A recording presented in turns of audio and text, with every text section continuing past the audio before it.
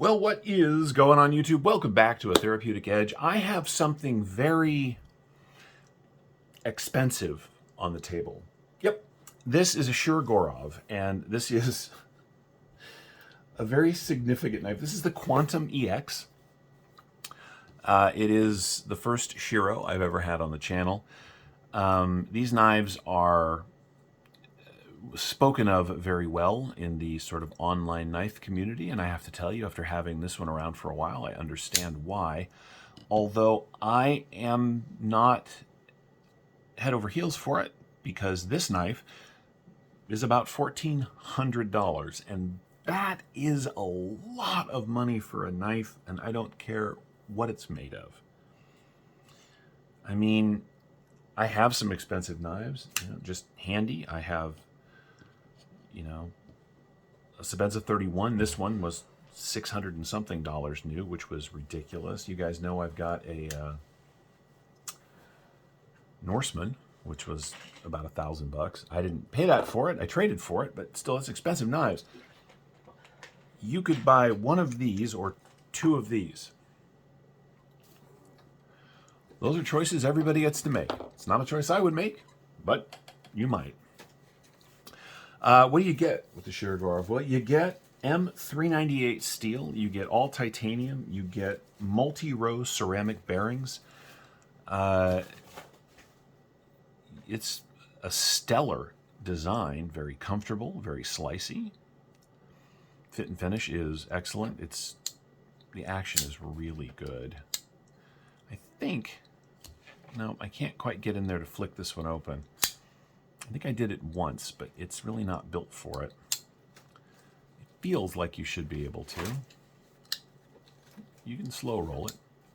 The action is really good. Those multi-row bearings are just amazing. So it's a frame lock on titanium. M398 is kind of a cool blade steel. It has a really nice pocket clip. It has sort of traditional Shirogorov hardware. It's got their logo. Hey, women carry knives? Yes. Would you spend $1,400 on this?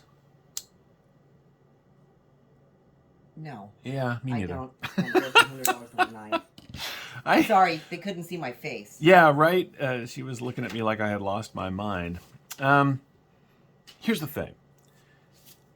Everything you've heard about these knives isn't wrong. It is exceptionally well made. The materials are very nice. Fit and finish and sort of refinement of design are excellent. I just wrestle with spending that much money on a pocket knife, even after all this time, even after all the crazy knives that I've had come through this channel. Now, Dirk Werning has got knives that cost $1,000, $1,500, $2,500 and more. Those are like aggressively interesting in their design. When I hold those knives, I still think I would never spend this much money on a knife, but when I'm looking at it, I at least understand why they cost so much money. I wrestle with that bit of logic with the Shiro here. But hey, not all knives are for all people. I get that. Let's talk about what I do like, because that would be more fun. Yeah. I love the shape of the handle. I love the overall fit and finish. I love the design of the blade. It is really an excellent cutter, and it comes down to a very nice edge. As I said many times at this point, those multi-row bearings give this thing a really almost graceful close, right? It's not going to drop shut on your fingers. The Norseman, for all of its excellence, and it is oddly excellent, if you're not careful, that thing will drop down and slice one of your fingers off. The Shiro here is just a little more thoughtful, and I like that. It's got a very nice backspacer in, anode out blue, matches the pocket clip. Snap is very nice. It's a really good pocket knife. It's just very expensive. All right. So what I like about it, I like the way it looks, I like the way it feels in pocket, I like the way it cuts and uses. It is very good at what it is supposed to be doing. For your money, you get what just shy of 4 inches of cutting on 4 inches of that M398 blade steel. The grip area from behind the flipper tab is coming in at 4 inches as well, which means the knife overall in length is, I can do math, watch me go, 8 3, I know, right? 8 3/4 inches overall. Close length. My wife is laughing at me. Close length on the Quantum here. It's coming in at 1, 2, 3, 4, 5 1/16. And in the pocket profile, given its size, still pretty good. Everything is chamfered down, right? There's no sharp edges except right where you'd want one. In the pocket, we are looking at, yeah, I mean, it's, you gotta take into everything account. We're looking at a little over 1.25 inches, coming up on 1.5 inches. It eats up a fair amount of pocket, but it is a full-size pocket knife. It's kind of what you expect. It is, got a reasonably deep carry clip on it. Go ahead and get my little card in there. You can see there's just a little bit of knife sticking out when it's in your pocket. Nothing obtrusive, nothing, I mean, it's cool. It's got a lanyard spot back here, which,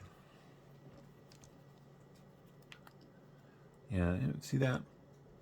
Oh, of course you can't because now it's a blurry. Yeah, right in there. It's right here, and it's actually set inside the knife and back a little bit, so you'd have to thread the lanyard through here and then up the other side.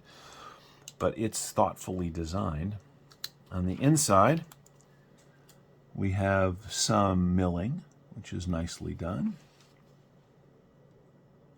Yep. That's a well-sorted knife for sure. It looks like a ceramic ball on the detent, on the steel lock bar, and we're locked up at, oh, about 10, 12%, fairly early. I mean, I suppose, by the way, and I don't know if you can see it or not in this light, but the milling is really beautiful on the titanium. Like I said, there are bits and pieces of this knife. I want to see if I can get this to show up better. Inside, the sort of cutout on the blade, it's actually milled with a little bit of texture, which is super interesting. Can I finger flick this thing? I really can't. It's the same milling that's on the inside of the flipper, right? It's, all right, camera, do what I want. Anyway, that's not helping. Anyway, there's milling on the inside of the flipper and on the inside of this little bit of fuller right here. Gives it texture and looks cool. You can get your thumb and finger in here and sort of roll this thing out, which is nice. You don't have to snap it open on the flipper, which works really well, but you can open it slowly if you want. It's got some jimping right on the blade. I actually would like it if this, I mean, who am I to tell them what to do with their $1,400 knife? But because of the size of my hands, if this jimping came forward just a little further, it would suit me a lot better. Beyond that, no hot spots, no sort of contrary indications to a good carry. It is very, as I said, slicey. I've cut through all the basic materials that I do, seatbelt material, rubber tubing, 550 paracord, cardboard. This thing is just an absolute cutting monster, which is what you'd want for $1,400. It's the little touches, I think, that rack up the cost on a knife like this. The way that the backspacer is set into milled channels, basically, on either side of the scales. It almost looks like it's like a free-floating, but it's just set in there in a really nice way. The way that your thumb landing spot is milled out and very smooth through here. The milling lines in the titanium are just beautiful. The little milled stuff into the fuller and into the hole, the space in the flipper tab. The way that the jimping is grippy but not sharp. Every one of those steps takes time, and in manufacturing, time is money. Yep. You can see where the cost comes from, even if you're not into it. No blade rock, no wiggle, no nothing. This is just a superb knife. Am I going to own one? No. No, you're not. I mean, I would have to trade 3 of my favorite knives to get one of these, and I just don't love it that much. I'm not going to give up my Reeve and I'm just not going to do it. But if you want one, and you've been wondering if the quality is built into the knife in such a way that you're not going to kick yourself for spending $1,500 or 14 or whatever it was, yeah, the build quality is definitely there. And that's where we're going to wrap it up. This is the Shirogorov Quantum EX. I actually have another one too. I have a small Shiro here that the same guy loaned me. This is just a hell of a knife. Outside of my sort of knife money world for sure, but definitely cool. And I'm very grateful for the opportunity to have it around and carry it and use it. If you've been thinking about getting yourself one and the massive amount of money that these things cost isn't putting you off, absolutely do it. I'll post a link to the various websites where I found information on this thing down in the description. You, of course, can't get this one. They're all sold out, which tends to be the way of these. But I'll do what I can to help you find a resource. And in the meantime, I'm going to enjoy having this around until the owner decides he wants it back. Thank you so much for watching. We'll see you next time.